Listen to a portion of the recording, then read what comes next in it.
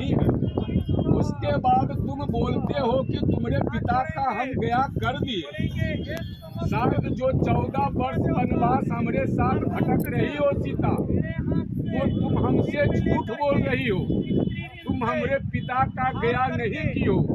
यदि हमारे पिता को तुम गया नहीं करनी चाहती हो सीता, तो कोई बात नहीं है, मगर हमको सच्चे मन से बता दो कि तुमने पिंडदान कर दी है।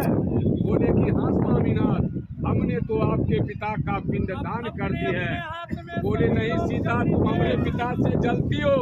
जो मैं 14 वर्ष वनवास काट रहा हूँ, हमारे पिता का तुम मोक्ष करना नहीं चाहती हो।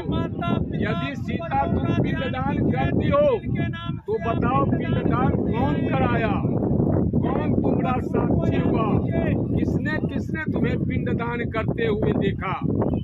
जब ये सीता वचन अपने स्वामी से सुनते हैं तो सीता कहते हैं कि हाँ स्वामीनाथ, हमें पिंडदान करते हुए देखा है। जो जो मैंने देखा उसे मैं बताता हूँ। जैसे घर में कोई आप लोग बात करते हैं तो बच्चों पर बुलाते हैं, उसी तरह से राम और सीता में यहाँ विवाद होने लगा। तो सीता माता 5 पंच को यहाँ बुलाए। 5 पंच में कौन कौन आया, प्रधान बना। सर्वप्रथम गया पार पंडा जी, दूसरा में ये नदी, तीसरा में गाय, चौथे में तुलसी और 5वां में बरगद वाली बिरवा। ये 5 सीता के सामने आए और सीता हाथ जोड़कर बोलते हैं। सर्वप्रथम पंडा जी तीर्थ गुरु जी को बुलाया गया। जैसे आपके पंडा तीर्थ गुरु जी धर्मशाला में है, नाम पता लिखे, वो आपका तीर्थ गुरु है। हम तो आपका आचार्य ब्राह्मण कर्म कराने वाले। तो तीर्थ गुरु को बुलाया गया।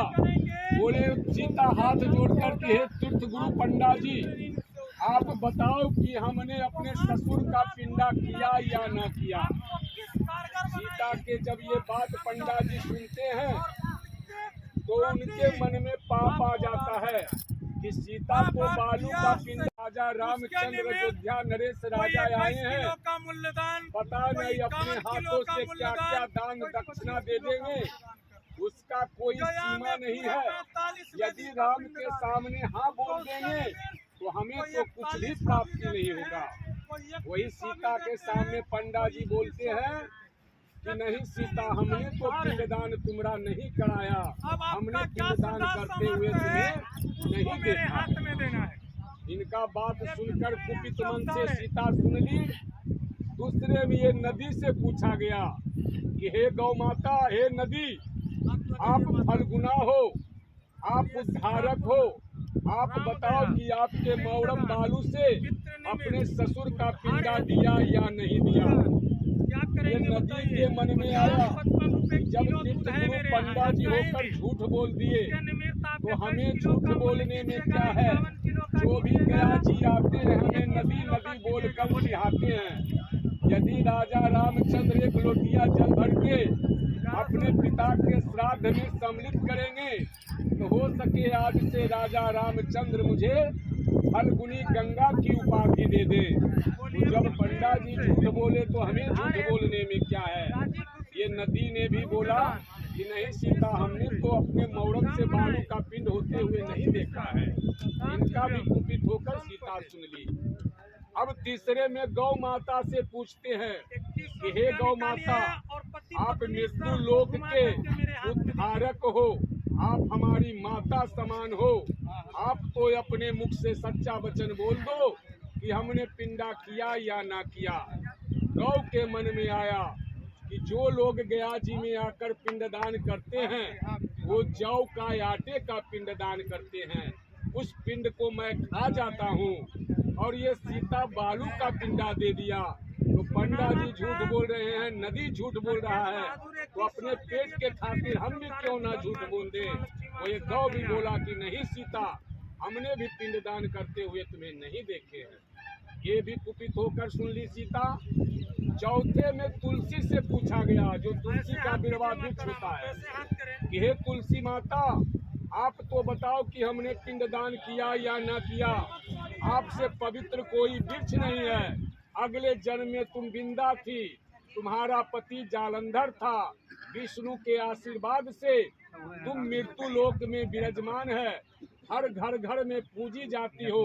तुमसे पवित्र वृक्ष इस लोक में कोई नहीं है। आप तो पवित्र अपने मुख से बोल दो। तुलसी के मन में आया कि सीता तो गया करवे की, मगर मेरा भी मान सम्मान यहाँ नहीं किए। जो भी पूजा पाठ होता है उसमें तुलसी गल जाता है, मगर सीता हमरे भी मान सम्मान नहीं किए। तो सभी लोग झूठ बोल रहे हैं, तो हमें झूठ बोलने में क्या है। वही तुलसी ने भी झूठ बोल दिया कि नहीं सीता, हमने पिंडदान करते हुए तुम्हें नहीं देखा है। चार का चार झूठ बन गया, चार का चार अपने मुख से झूठ बोल दिया। पांचवा बरगद वाली बिरवा, जहाँ आप लोग का आखिरी गया का पिंडा होगा, वो बिरवा से पूछा गया कि हे बट वृक्ष, आप हमारे साक्षी हो, आप तो अपने मुख से बोल दो हमारे पति के सामने कि हाँ सीता तुम गया की हो। वही बट वृक्ष बोलता है कि हाँ सीता, तुमने तो पिंडदान की हो, हमने पिंडदान करते हुए तुम्हें देखा है।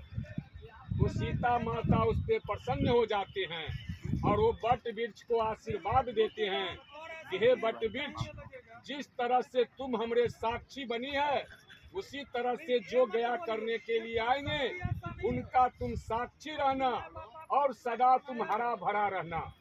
ये वचन जब सीता उसे आशीर्वाद दे दिए, तो सीता के आशीर्वाद के वजह से वो बट वृक्ष अभी भी हरा भरा है। जहाँ आप लोग आखिरी पिंडा पारोगे वो हरा भरा वृक्ष है।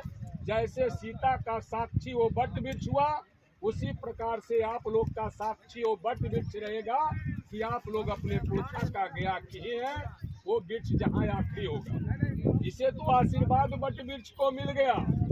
बाकी चार झूठ बोला था।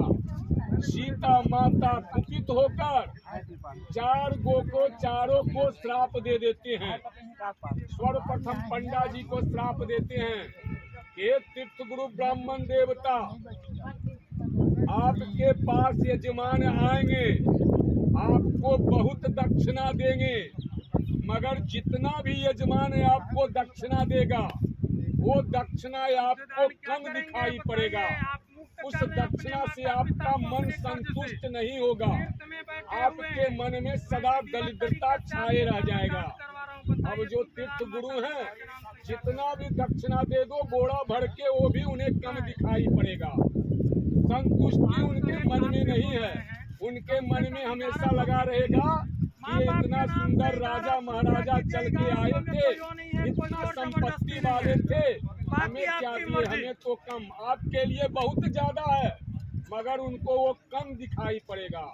उनके मन में संतुष्टि नहीं रहेगा। ऐसा श्राप दे दिए पंडा जी को। नहीं, उनके वो मन तो हम में ले रहे हैं, हमेशा लेकिन छाए हुए को समझिए। तो दूसरे में गौ पंडा जी को श्राप मिला कि आप दरिद्र रहोगे।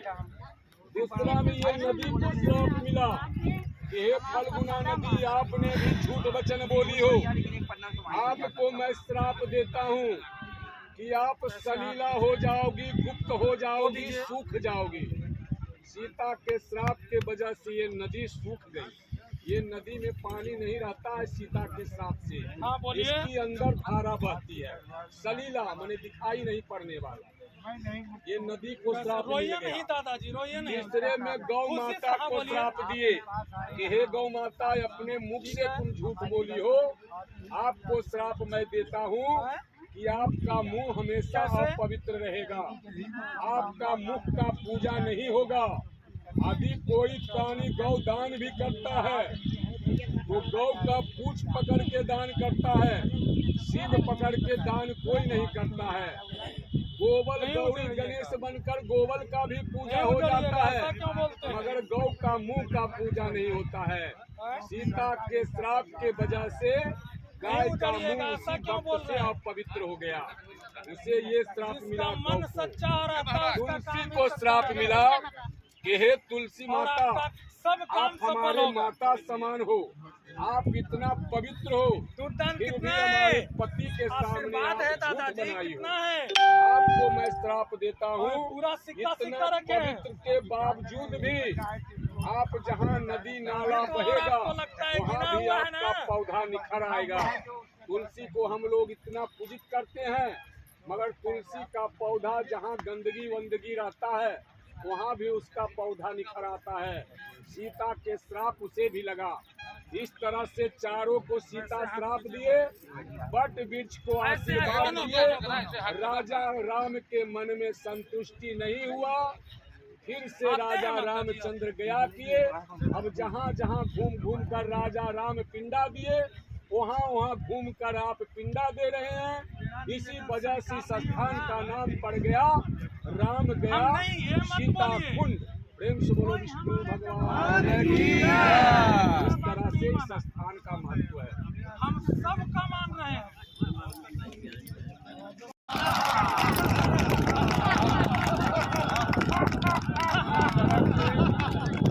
इस तरह से आप लोग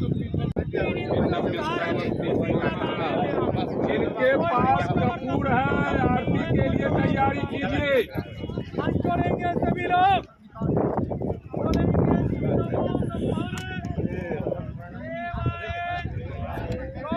बाबू कपूर जलाओ, कपूर जलाओ। देखिए हाथी के बगल में यहाँ पे 1100 रुपया सब दूध का दिया है। नमो नमः, नमो नमः, नमो नमः। बोलेंगे ये समस्त देवता,